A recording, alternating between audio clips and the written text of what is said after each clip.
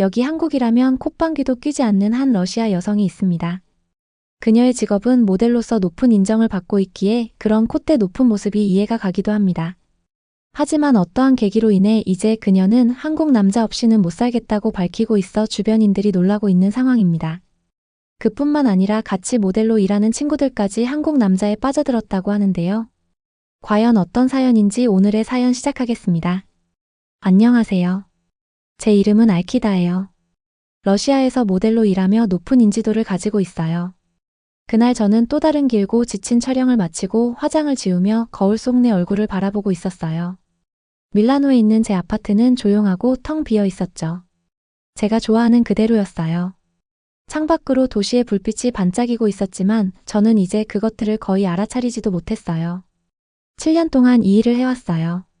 런웨이를 걷고 밝은 조명 아래 서고 제 얼굴을 완벽하고 차갑게 유지했죠. 사람들은 저를 북극 요정이라고 불렀고 저는 그 이미지를 유지하기 위해 항상 노력해왔어요. 제 일상은 늘 똑같았어요. 먼저 얼굴을 깨끗이 씻고요. 그 다음 내일 일정을 확인하고요. 마지막으로 새로운 제안을 살펴봤어요. 제 삶의 모든 것은 정리되어 있고 논리적이었죠. 감정이 제 일이나 성공에 방해가 되도록 두지 않았어요. 그때 전화벨이 울렸어요. 베리나 레세노바에게서 온 전화였습니다. 그녀는 모델 세계에서 제가 친구라고 부를 수 있는 가장 가까운 사람이었지만 이 바닥에선 누구도 너무 믿어서는 안 된다는 경각심은 늘 가지고 있었어요. 알키다, 지금 서울에서 무슨 일이 일어나고 있는지 믿지 못할 거야. 그녀의 목소리는 평소처럼 흥분으로 가득 차 있었어요. 베리나는 항상 제가 감당하기 어려울 정도로 에너지가 넘쳤지만 어쩐지 저는 여전히 그녀와 대화하는 것을 좋아했어요. 조용히 한숨을 쉬고 있었어요. 한 달 안에 사라질 또 다른 패션 트렌드겠지. 아니, 이건 달라. 그녀가 고집했어요. 여기 패션씬은 정말 놀라워. 디자이너들이 전통적인 한국 아이디어와 밀라노에서도 아직 발견하지 못한 새로운 개념을 섞고 있어.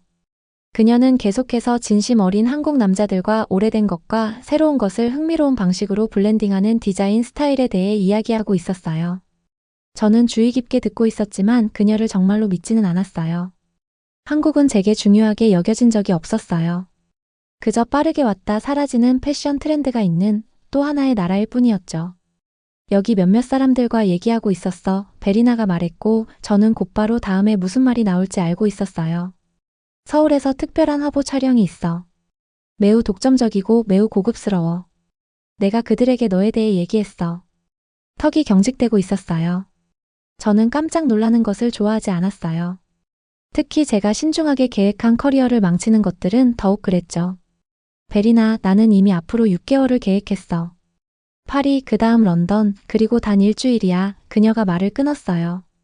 완전히 새로운 것을 시도하는 단 일주일. 마지막으로 진짜 도전을 느꼈던 때가 언제야, 알키다? 마지막으로 예상치 못한 일을 했던 때는? 그녀의 말이 제 내면 깊은 곳을 건드리고 있었어요. 마지막으로 무언가에 놀랐던 때가 언제였을까요? 마지막으로 진짜 뭔가를 느꼈던 때는? 제 북극 요정 평판은 제 일에만 해당되는 것이 아니었어요. 그것은 제 삶의 모든 부분에 해당되는 것이었죠. 화보 촬영은 매우 좋은 보수를 줘. 베리나가 덧붙였어요. 제가 돈에 대해 실용적인 것을 알고 있었죠. 그리고 난 이미 그들에게 너의 포트폴리오를 보냈어. 그들은 너와 일하는데 매우 관심이 있어. 어두운 창문에 비친 내 모습을 바라보고 있었어요. 차갑고 계산적인 제 파란 눈이 저를 다시 바라보고 있었죠. 어쩌면 이번 기회가 제 경력에 좋은 도움이 될지 모른다는 생각이 들었어요.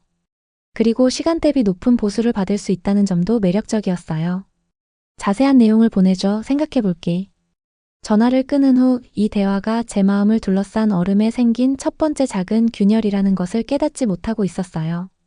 제가 한 번도 생각해 본 적 없는 서울이라는 곳이 지금껏 상상할 수도 없는 큰 변화를 가져다 줄 것을 말이죠.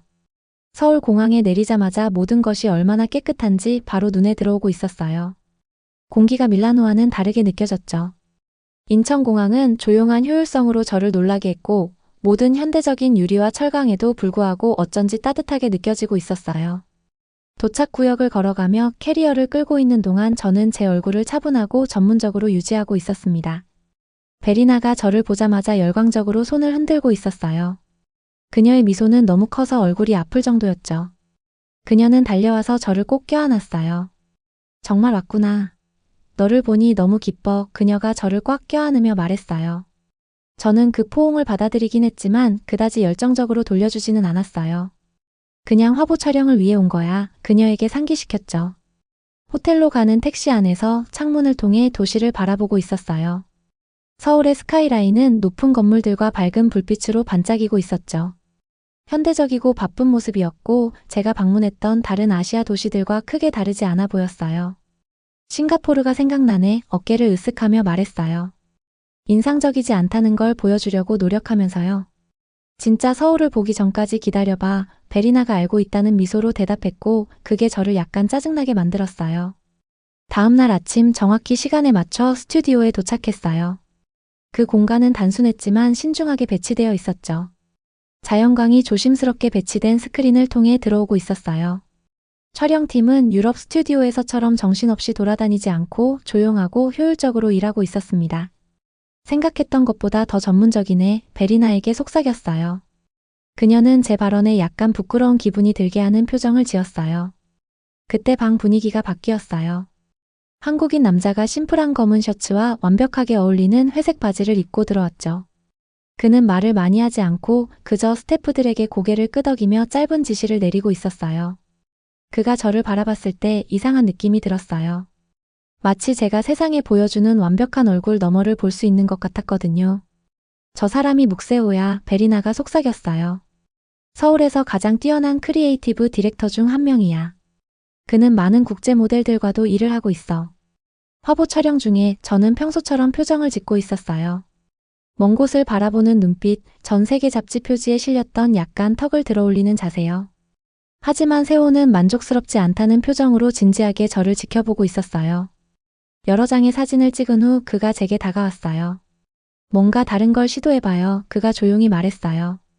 당신 눈에는 따뜻함이 있어요. 그걸 숨기지 마세요. 잠시 혼란스러웠어요. 아무도 저에게 따뜻함에 대해 이야기하지 않았거든요. 저는 북극 요정이에요. 그게 저를 특별하게 만들고 저를 보호하는 거였죠. 그건 당신의 클라이언트들이 저에게 원하는 것이 아닐 것 같네요. 차갑게 대답했어요. 사람들이 기대하는 것에는 관심이 없어요. 그가 대답했어요. 진짜에 관심이 있죠. 나머지 촬영은 불편하게 느껴졌어요. 마치 세호가 제가 모든 사람들, 심지어 저 자신에게서도 숨겨온 뭔가를 볼 수 있는 것 같았거든요. 촬영이 끝났을 때 바로 호텔로 돌아가 혼자 있을 계획이었어요. 그게 제가 선호하는 방식이니까요. 하지만 세호가 다시 다가왔어요. 서울은 스튜디오 조명으로는 이해할 수 없어요. 그가 말했어요. 진짜를 보고 싶으신가요? 모든 본능이 정중하게 거절하고 떠나라고 말하고 있었어요. 하지만 뭔가가 저를 멈추게 했어요. 아마도 호기심이었을까요? 아니면 방 건너편에서 베리나가 주는 격려하는 표정 때문이었을까요? 짧은 투어라면 괜찮을 것 같아요. 저는 마지못해 동의했어요. 얼마 후 저는 북촌 한옥마을을 걷고 있었어요. 길가에는 돌담과 창호지 창문이 있는 전통 한국 가옥들이 늘어서 있었죠. 빛과 그림자가 유럽의 현대 건물에서는 본 적 없는 방식으로 표면 위에서 춤추고 있었어요. 세호는 말을 많이 하지 않았지만 제 반응을 주의 깊게 지켜보고 있었습니다. 이런 걸 예상하지 못했죠. 그가 말했어요. 질문이 아니었어요. 아무것도 예상하지 않았어요. 대답했지만 그건 완전한 진실은 아니었어요. 저는 피상적인 것, 쉽게 이해하고 무시할 수 있는 문화를 예상했거든요. 세호는 우리가 지나가는 작은 가게에서 한복, 즉 전통 한국 의상을 입어보라고 제안했어요. 저는 거절하려고 했어요. 관광객 활동에는 관심이 없어요. 제가 말했어요. 관광객을 위한 게 아니에요. 그가 차분히 설명했어요. 옷이 움직임과 느낌에 어떤 영향을 미치는지 이해하는 거죠. 모델로서 그것이 직업적으로 흥미롭지 않나요? 그의 논리는 편협한 것처럼 보이지 않고는 거절하기 어렵게 만들었어요. 편협함은 제가 항상 다른 사람들에게서 싫어했던 거니까요. 한숨을 쉬며 가게 안으로 들어갔어요. 세호가 고른 한복은 제가 절대 고르지 않았을 연한 분홍색이었어요. 그걸 입고 거울을 봤을 때 잠시 멈췄어요. 거울 속에서 저를 바라보는 여자는 뭔가 더 부드럽게, 덜 방어적으로 보이고 있었어요. 잠시 동안 저는 제 자신을 알아보지 못했어요. 그 느낌은 이상하고 약간 무서웠지만 또한 이상하게도 자유롭게 느껴졌어요. 날이 지나며 서울은 작고 뜻밖의 순간들을 통해 천천히 저에게 모습을 드러내고 있었어요.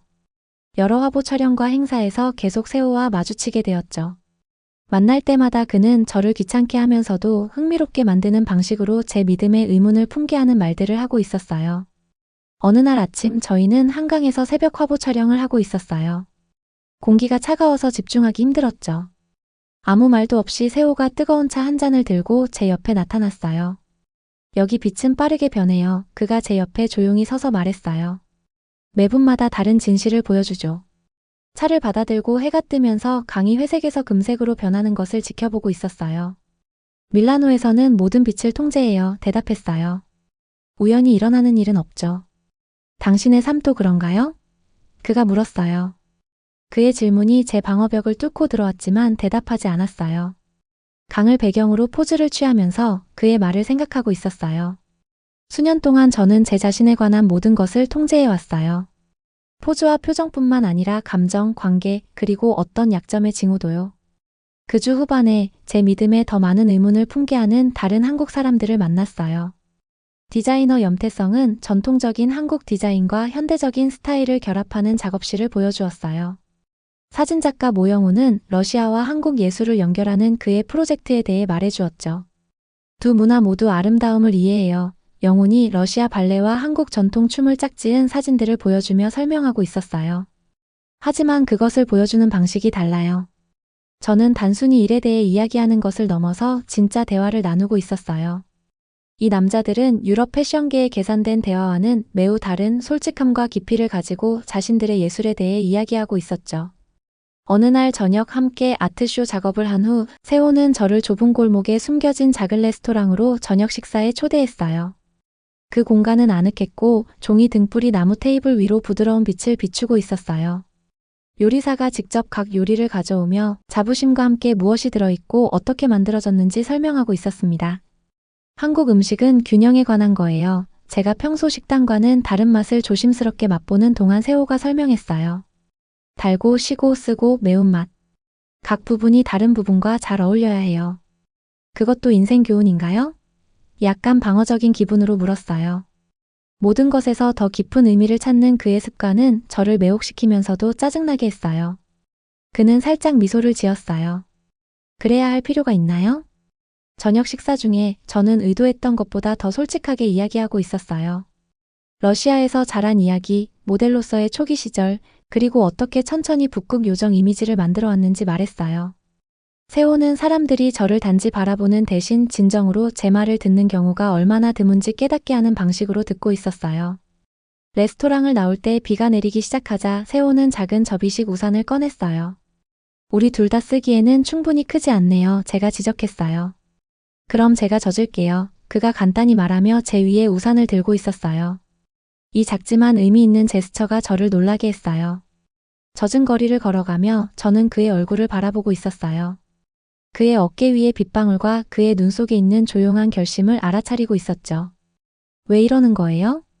마침내 물었어요. 저에게 서울을 보여주고 이렇게 친절하게 대해주고 그는 대답하기 전에 생각했어요. 아마도 처음 당신을 봤을 때 친숙한 무언가를 알아봤기 때문일 거예요. 무엇을요? 약하게 보일까봐 자신의 따뜻함을 숨기는 법을 배운 사람이요. 그의 말이 저에게 강하게 와닿았어요. 그날 밤 호텔 방에서 저는 거울 앞에 서서 세호가 저에게서 본다고 주장하는 따뜻함을 찾고 있었어요. 수년 만에 처음으로 북극 요정이 정말 제가 누구인지 아니면 그저 제가 스스로를 훈련시킨 모습인지 궁금해졌어요. 다음 날 아침 러시아 매니저로부터 큰 유럽 캠페인에 관한 이메일을 받았어요. 이 기회는 저를 익숙한 영역으로 제가 마스터한 통제된 환경으로 데려다 줄 거였어요. 제 세계로 돌아갈 기회에 대해 기뻐해야 했어요. 대신 이상하게 불확실한 기분이 들고 있었어요. 베리나에게 그 제안에 대해 말했을 때 그녀는 제 얼굴을 주의 깊게 살펴보고 있었어요. 기뻐 보이지 않네, 그녀가 말했어요. 큰 기회야, 그녀의 진짜 요점을 피하며 대답했어요. 그게 내가 물어본 게 아니야, 그녀가 부드럽게 말했어요. 알키다, 네가 정말로 원하는 게 뭐야? 그녀의 질문이 하루 종일 저를 따라다니고 있었어요. 제가 원하는 게 뭘까요? 오랫동안 저는 제가 원해야 한다고 생각하는 것에 집중해 왔어요. 성공, 명성, 안정. 제가 진정으로 원하는 것이 무엇인지 생각하는 것은 위험할 정도로 낯설게 느껴지고 있었어요. 다음 주에 서울에 큰 폭풍이 몰아치고 있었어요. 비가 굵은 장막처럼 쏟아져서 야외 촬영이 불가능했죠. 교통은 천천히 움직이고 저는 예상치 못한 여유 시간을 갖게 되었어요. 세호가 전화해서 호텔에서 괜찮은지 물어봤어요. 다 괜찮아요. 도시에 내리는 비를 바라보며 말했어요. 날씨가 나쁠 때 기다리는 건 익숙해요. 다른 선택지가 있어요. 그가 제안했어요. 제 가족이 도시 외곽에 작은 전통 가옥을 가지고 있어요. 정원이 비가 내릴 때 아름답게 보여요. 관심 있으시다면 함께 다녀오는 게 어떠세요? 아니라고 말하라고 제 머리는 명령하고 있었어요. 업무 관계와 개인적인 관계를 분리하는 것은 항상 제 엄격한 규칙이었으니까요. 하지만 갑자기 호텔 방에서 또 하루를 혼자 보낸다는 생각이 견딜 수 없게 느껴지고 있었어요. 그러고 싶네요. 제가 말하는 것을 듣고 있었어요. 저희는 시골을 통과해 운전하며 높은 건물들을 뒤로 했어요. 세호가 한옥이라고 부르는 전통 가옥은 언덕 기슭에 자리 잡고 있었고 그 휘어진 지붕은 주변 풍경과 완벽하게 어울리고 있었어요. 내부는 단순하면서도 복잡했어요. 가구는 많지 않았지만 풍부한 질감과 자연 소재가 곳곳에 있었습니다. 제 할아버지께서 이걸 지으셨어요. 세호가 종이문을 열어 비에 빛나는 정원이 보이는 덮인 현관을 보여주며 설명했어요. 할아버지는 계절에 따라 변하는 공간을 만드는 것을 원하셨어요. 저희는 오후 내내 조용히 이야기를 나누고 있었어요. 세호는 조심스럽고 전통적인 방법으로 차를 만들며 각 단계를 설명했어요. 나중에 그는 검은 잉크로 손수 만든 종이에 굵은 글자를 쓴 그의 할아버지의 특별한 글씨를 보여주었어요. 각 글자는 힘과 부드러움을 모두 가져야 해요. 그가 설명했어요. 붓은 확신에 차 있으면서도 부드러워야 하죠. 저녁이 되자 비가 가벼워지고 있었어요. 정원을 걸으며 전에는 놓쳤을 것들을 알아차리고 있었어요. 나뭇잎에 물이 맺혀 작은 구슬같이 변하는 모습을 관찰했어요. 수년간의 발자국으로 다른 돌길의 작은 차이들도 느껴졌죠. 이제 다르게 보고 있네요. 세호가 말했어요. 아마도 그냥 더 주에 깊게 보고 있는 것 같아요. 대답했지만 그것보다 더 깊은 뭔가가 있다는 걸 알고 있었어요. 제가 사물을 보는 방식에 뭔가가 변했어요. 단지 서울이나 한국 문화뿐만 아니라 제가 아름답고 진짜이고 중요하다고 생각하는 것에 대해서요. 그날 밤 주방을 데우는 작은 불 옆에 앉아 세호는 제 유럽 캠페인 제안에 대해 물었어요. 좋은 기회예요. 자동적으로 말했어요. 그건 제가 물어본 게 아니에요. 그가 제 연습된 대답을 계속 꿰뚫는 부드러운 직설적인 태도로 대답했어요. 빛나는 숯을 바라보고 있었어요. 이제 제가 뭘 원하는지 모르겠어요. 마침내 인정했어요. 확신했던 모든 것이 이제는 덜 명확하게 느껴져요. 명확함이 항상 확신에서 오는 건 아니에요. 그가 말했어요. 때로는 대답 대신 질문을 받아들이는 데서 오죠. 다음 날 아침 종이 창문을 통해 들어오는 햇빛에 잠에서 깼어요. 정원은 어젯밤 비로 반짝이고 있었고 공기는 젖은 흙과 꽃 냄새가 가득했어요. 세호는 이미 일어나 아침을 준비해 놓고 있었어요. 어쩐지 함께 완벽한 그림을 이루는 단순한 요리들이었죠. 식사하는 동안 그의 일과 미래에 하고 싶은 것에 대해 물었어요. 그는 전통적인 한국의 아름다움과 현대적인 관심사를 혼합한 프로젝트에 대해 이야기했어요. 환경보호, 문화보존, 그리고 사람들을 있는 그대로 보여주는 것 같은 것들이었죠. 당신도 이것의 일부가 될 수 있어요. 그가 조용히 말했어요. 두 세계를 모두 본 사람으로서의 당신의 시각은 같이 있을 거예요. 그의 제안이 우리 사이에 공중에 떠 있었어요. 완전한 진술도 완전한 질문도 아니었지만 제가 생각해보지 않았던 가능성이었어요. 처음으로 제가 신중하게 계획했던 것과는 다른 미래를 상상했어요. 세호와 함께 서울에서 오랫동안 얼어붙었던 제 마음의 따뜻해짐을 탐구하는 미래였죠. 그날 저녁 호텔로 돌아왔을 때 매니저가 유럽 캠페인에 대한 많은 메시지를 보내놓고 있었어요. 이틀 안에 답변이 필요했죠. 그 마감일은 서울에 도착한 이후로 피해왔던 결정을 내리도록 강요하고 있었어요. 제가 알고 있는 세계로 돌아가야 할까요? 아니면 보장 없이 미지의 영역으로 발을 내디뎌야 할까요? 베리나에게 전화했어요. 대화가 사물을 명확하게 볼 수 있게 도움이 되기를 바라면서요. 정말로 머무는 것을 생각하고 있구나. 그녀가 기쁘지만 놀라지 않은 듯한 목소리로 물었어요. 말이 안 돼, 대답했어요. 내 전체 경력을 유럽에서 쌓았어. 내가 노력한 모든 것이 거기 있는데. 그럼 네가 스스로에게 허락하지 않았던 모든 것들은? 그녀가 부드럽게 물었어요. 알키다, 네가 세호에 대해 말하는 방식으로 누군가에 대해 말하는 걸 들어본 적이 없어. 그건 어떤 캠페인보다 중요해. 전화를 끊은 후 호텔 창가에 서서 서울의 밤 불빛을 바라보고 있었어요. 낯설게만 느껴졌던 도시가 이상하게도 제가 속할 수 있는 곳처럼 느껴지고 있었어요. 도시가 변해서가 아니라 제가 변했기 때문이었죠. 유럽 캠페인에 대해 매니저에게 답을 줘야 하는 아침, 해가 뜨기도 전에 일어나고 있었어요. 계획하지 않았는데도 어느새 몇 주 전에 세호와 함께 일출을 봤던 한강으로 향하고 있었죠. 이른 시간에 도시는 조용했어요.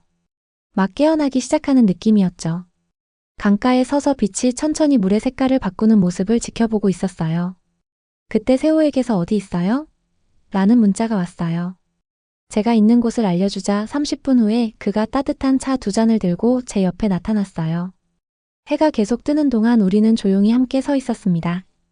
유럽에서 큰 캠페인 제안을 받았어요. 마침내 말했어요. 오늘 답을 줘야 해요. 그는 침착한 표정으로 고개를 끄덕였어요. 뭐라고 말할 거예요? 그 질문이 아침 공기 속에 떠다니는 것 같았어요. 결정의 순간에 제가 얼마나 많이 변했는지 깨닫고 있었어요. 모든 것을 판단하고 감정으로부터 자신을 보호하며 서울에 도착했던 북극 요정이 각각의 대화와 예상치 못한 만남을 통해 천천히 녹아내리고 있었어요. 남을 거예요. 말했더니 그 말이 즉시 모든 것을 명확하게 만들고 있었어요. 일시적으로가 아니라요. 여기서 뭔가를 만들고 싶어요. 세호의 표정이 부드러워졌어요. 확실해요? 유럽은 당신의 집이었고 당신의 세계였잖아요.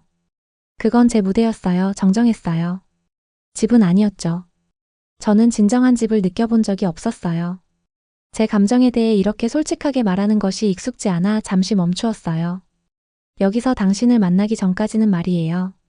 그의 웃음, 진솔하고 귀한 웃음이 떠오르는 해보다 더 따뜻하게 저를 데우고 있었어요. 그럼 집에 온 것을 환영해요. 알키다. 그 후 몇 주 동안 공식적으로 유럽 캠페인을 거절하고 새로운 경력과 삶을 만들기 시작했어요. 세호와 저는 우리의 다른 예술 스타일을 섞는 프로젝트에 함께 일하고 있었죠. 러시아 디자이너들과 한국 시장을 연결하며 공통점이 없다고 생각했던 문화들 사이의 뜻밖의 다리가 되어가고 있었어요. 베리나가 서울에서 일하는 국제예술가들의 네트워크를 소개해 주었어요. 각자 자신만의 변화와 발견 이야기를 가지고 있었죠. 사진작가 영웅과 디자이너 태성과 함께 러시아와 한국 패션 전통 사이의 대화를 탐구하는 쇼를 만들었어요. 한남동의 제 아파트는 서서히 임시 거처에서 진짜 집으로 변해가고 있었어요. 세호는 발코니를 위한 식물들을 가져왔어요. 그것들이 인내와 관심을 가르쳐 줄 거라고 말하면서요.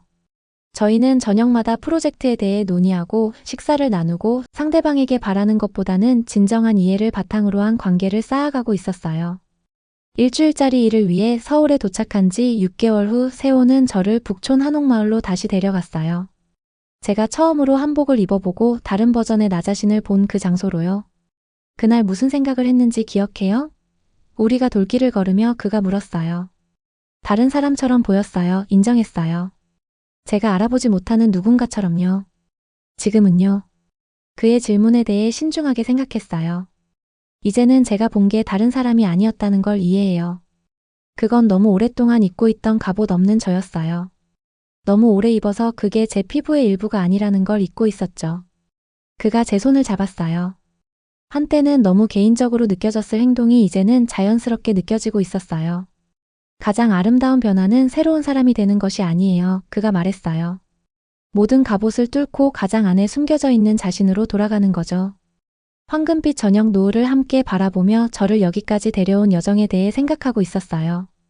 서울이 그저 지나가는 유행이라 믿으며 왔고 한국 문화가 저 같은 사람에게 줄 것이 없다고 확신했었죠. 대신 단순히 장소뿐만 아니라 제가 잊었던 자신의 일부를 재발견하도록 도와준 사람들을 찾았어요. 따뜻함, 열린 마음, 진정한 연결이요. 북극 요정이 완전히 사라진 건 아니에요. 그 힘과 우아함은 여전히 제 정체성의 일부예요. 하지만 이제 그것들은 새롭게 발견한 부드러움, 완벽한 이미지 너머로 보여질 의향, 그리고 너무 오랫동안 부정했던 사랑의 능력과 함께 존재하고 있었어요. 세호가 부드럽게 제 손을 꼭 쥐었어요. 무슨 생각해요? 미소를 지었어요. 더 이상 제 눈의 따뜻함을 숨기지 않은 채로 말이죠. 때로는 집으로 가는 길을 찾기 위해 아주 멀리 여행해야 한다고 생각하고 있었어요.